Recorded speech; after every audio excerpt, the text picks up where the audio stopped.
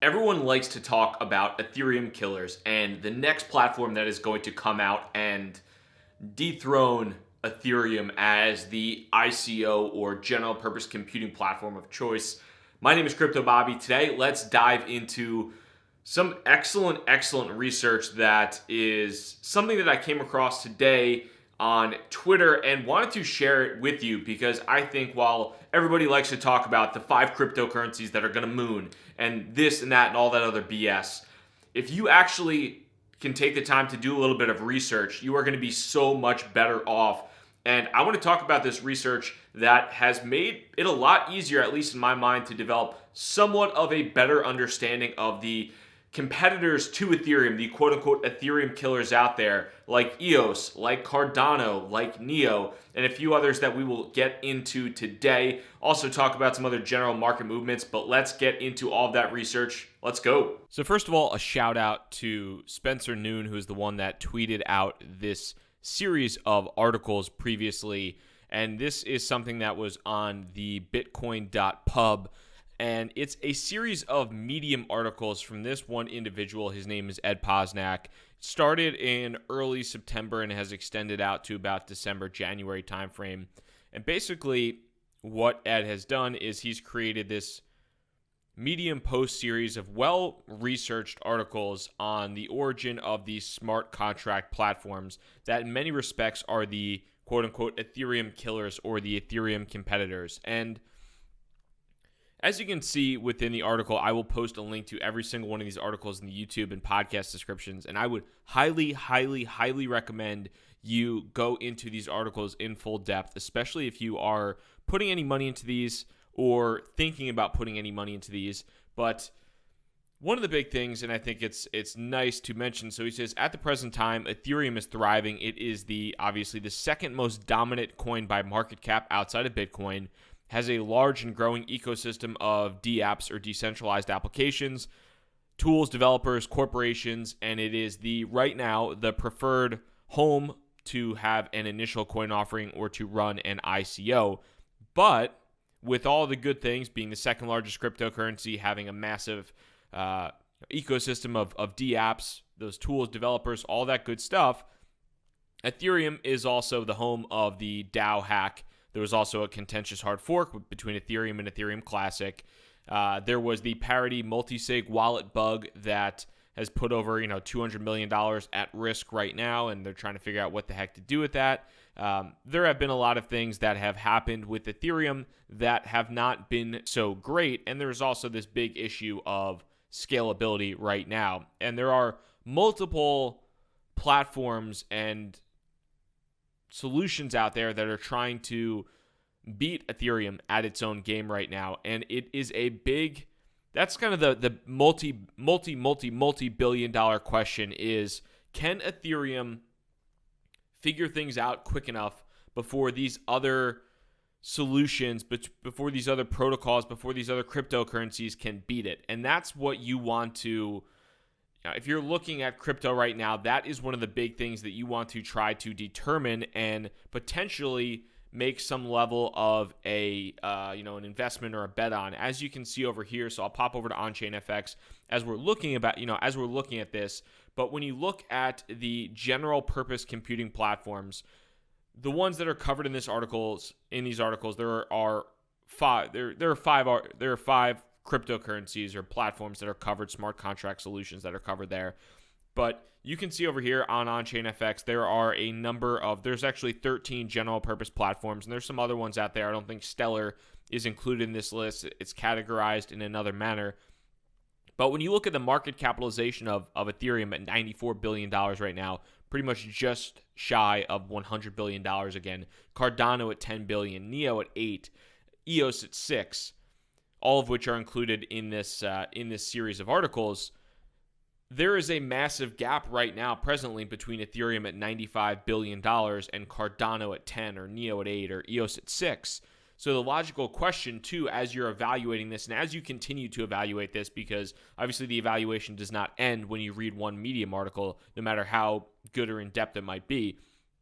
But the logical question there might be, okay, if Ethereum is right now $95 billion, is there going to be something that will be more heavily utilized in the future, or can Ethereum continue to scale up and outpace the innovation of these other competitors? And that is what, hopefully, by doing some of your own research on this, you will be able to determine as we go through this. So getting back to that point here, there are a lot of interesting points that go into the discussion around these smart contract players, whether it is the general purpose programming languages, the scalability that is vital to the success of Ethereum, or anything else that is basically anything else that is being built to compete with it, the level of decentralization, governance as well. There are so many different components, and each one of these projects is kind of approaching things in a different manner. And the five that are listed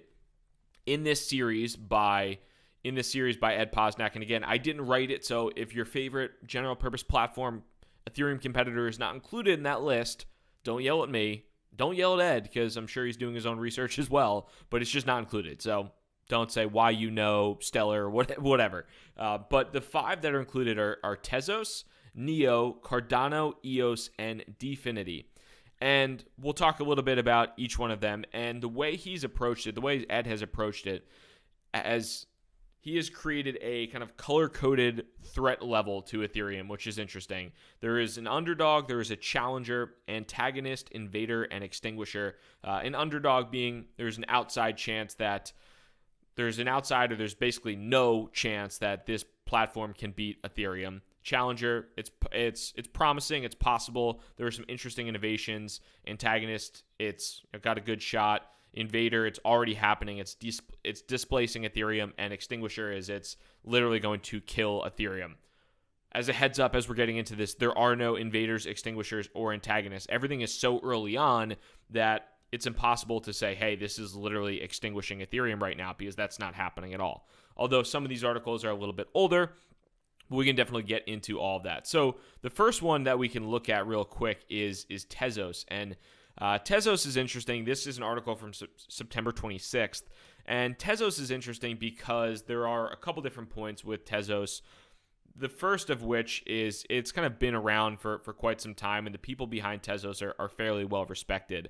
But when you're looking at Tezos, kind of what I gathered from this is, number one, the pros of it is they have this programming language called Michelson, which from Ed's point of view here is something that, it is something that is potentially a much safer solution from a smart contract development standpoint than something like Solidity is, which is what Ethereum uses when it comes to writing smart contracts and programs on the Ethereum network. The Michelson language for Tezos is supposed to be a much safer version of that. However, when it comes to Tezos, they are utilizing a brand new delegated proof of stake solution and new versions of on-chain governance. And while that sounds fantastic in theory, it is largely unproven. So there are certain elements of vulnerability or potential vulnerabilities because they have not been proven out. Now, one of the big things too, this article is from September 26th. I don't remember exactly where all the issues with Tezos came between Tezos and the Tezos Foundation, but that is not really spoken about in this article, so you want to take anything said in regards to Tezos with a grain of salt, because there have been, for a platform that is trying to solve governance, they haven't necessarily solved governance between Tezos development and the Tezos Foundation, which is the foundation that holds all the funds from their ICO. So that is something you certainly want to take into account as you continue to look forward here. Now, going down to the bottom, to the conclusion, and we'll see here, the dominance/threat level of Tezos was back in September considered to be a challenger by Ed. So said that essentially Tezos is a promising solution and has some potentially disruptive elements to their platform over something like Ethereum. So definitely something to check out there. Tezos is not traded publicly outside of, I believe, Tezos futures on a couple different exchanges right now. But for the most part, if you participated in the Tezos ICO, or if you would like to buy Tezos after you look at this, Tezos is not publicly traded. Tezos are not publicly traded. So something to take into mind. The second one that Ed looked into was Neo, everybody's favorite, or a lot of people's favorite Neo out there. And a very solid read on Neo, about 13 minutes on Medium. And again, I will link to this post below as well.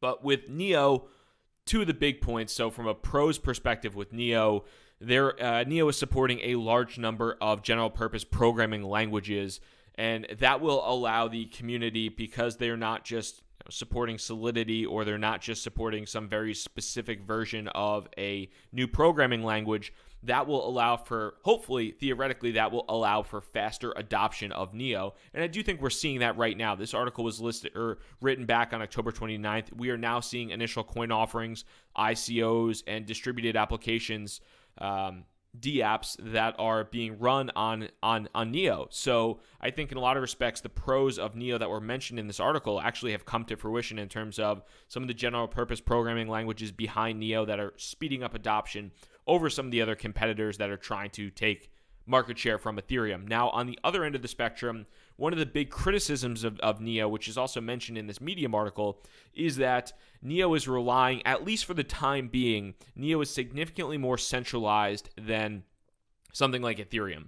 Neo is much more centralized than something like Ethereum right now, and that level of centralization is beneficial in some respects because it is allowing for higher performance on the, within the Neo network. However, you have to take there is a large trade-off between performance and decentralization right now on Neo. So that is one of the big drawbacks that Ed had mentioned.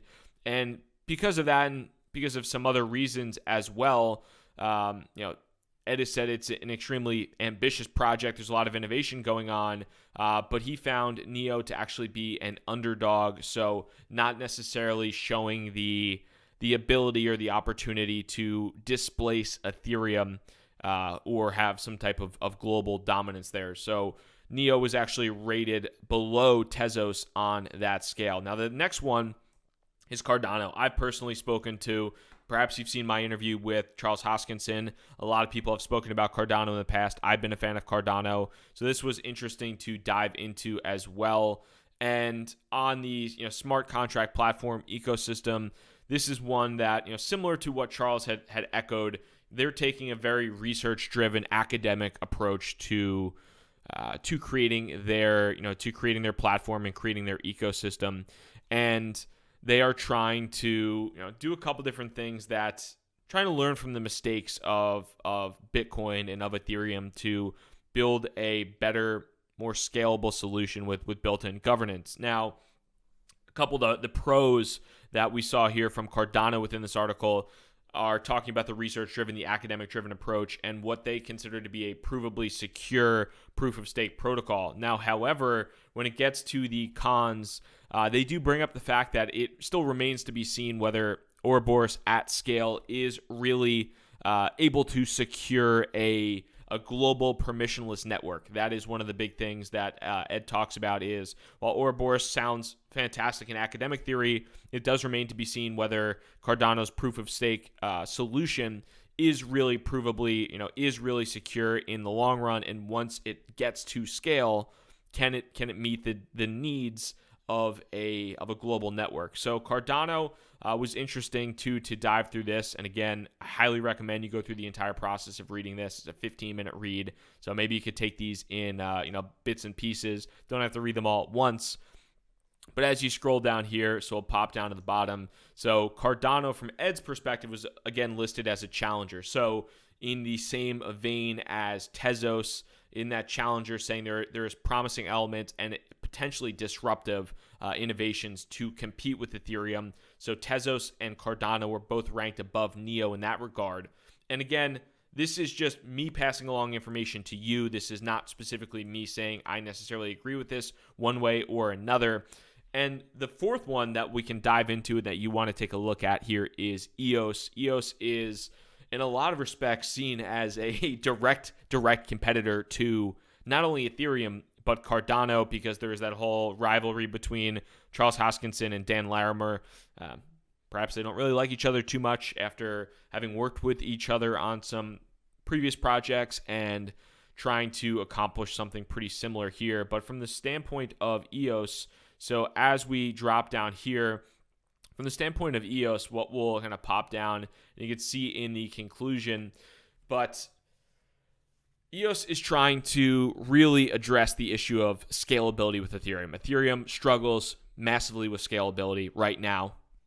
As you can see with CryptoKitties, when you launch digital cats on the Ethereum blockchain, that can throw the entire network out of whack for a couple days. Back in the kind of ICO heydays, when companies were doing main sales, the ICOs of something like a Status or a 10x or a basic attention token basically shut down the Ethereum network for 24, 36 hours, as there were all these transactions that were trying to clear through.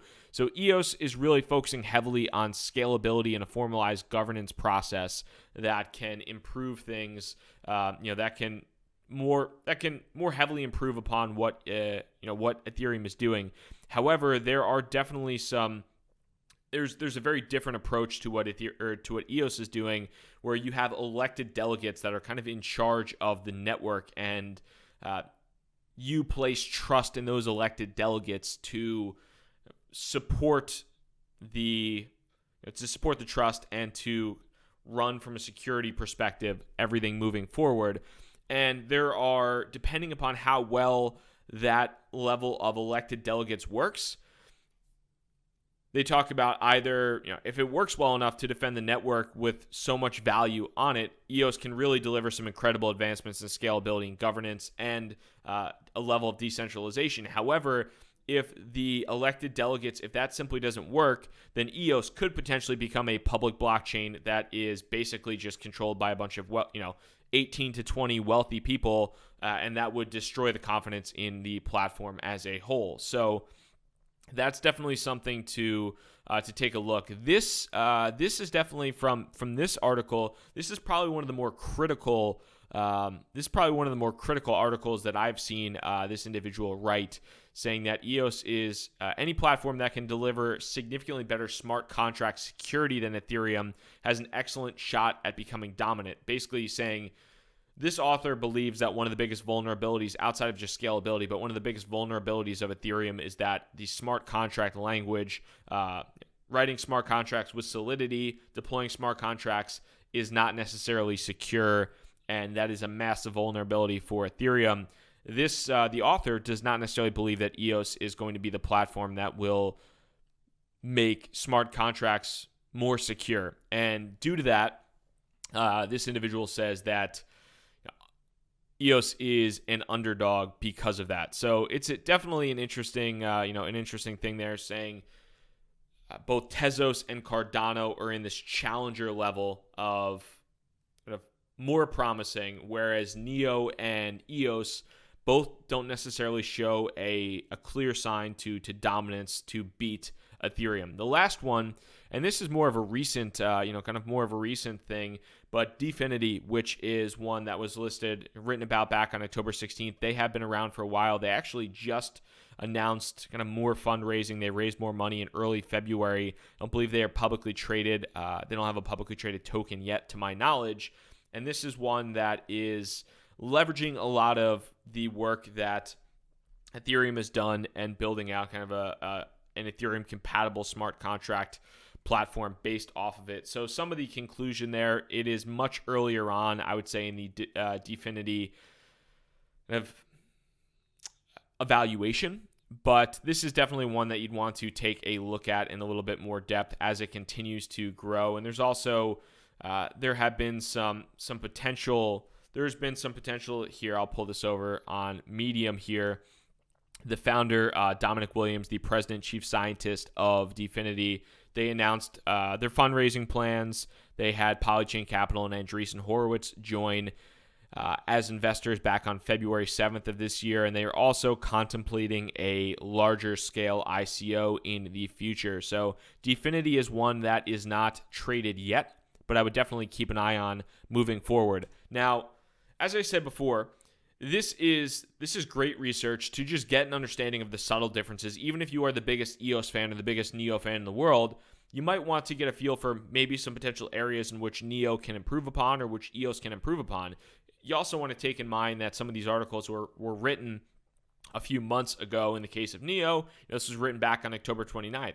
Maybe Ed's idea of Neo has changed a little bit as they've continued to improve and garner more adoption. Who knows there?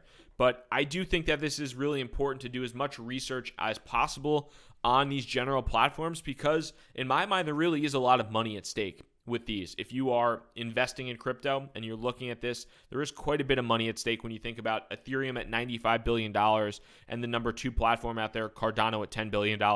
If this, and this is a massive if, massive if, but if Cardano replaces, or let's say if Cardano or Neo or EOS replaces it, or just gains market share, let's say Ethereum starts to lose market share, gets cut in half, goes down to a $45 billion market cap, and Neo goes up and is in equivalent to what Ethereum is, you have basically a 5-6x with Neo, and you might lose some market share with Ethereum. So that's something to keep in mind. And again, though, when you get back to the origins of it and the initial portion of this, you do have to keep in mind that in addition to these platforms that are competing against, there is still a massive possibility that Ethereum can figure out all the issues that are going on, and that is the billion dollar, $10 billion, $50 billion, $100 billion question is, who's going to win? Ethereum, with all the developers working on it, trying to scale in time, trying to innovate faster, or these new guys that are coming out that are either on testnet or on mainnet but don't have the full functionality or the full features or the number of developers that are working on it that's something like Ethereum does. So that is a massive point, and I do recommend that you go through the process of researching each one of these articles, reading them in depth, and then drawing your conclusions. I would love to hear your thought process in the YouTube comments if you're on YouTube, or if you're on the podcast, tweet me at @crypto_Bobby.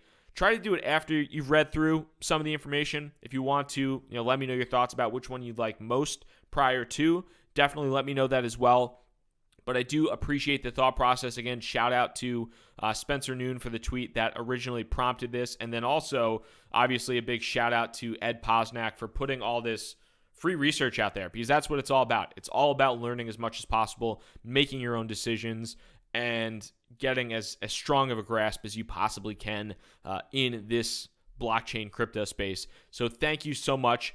If you found this helpful at all, hit that subscribe button and the like button as well. And if you are in the podcast, would love a rating and a review moving forward. Thank you so much for your time. Crypto Bobby signing out. Have a good one. Peace.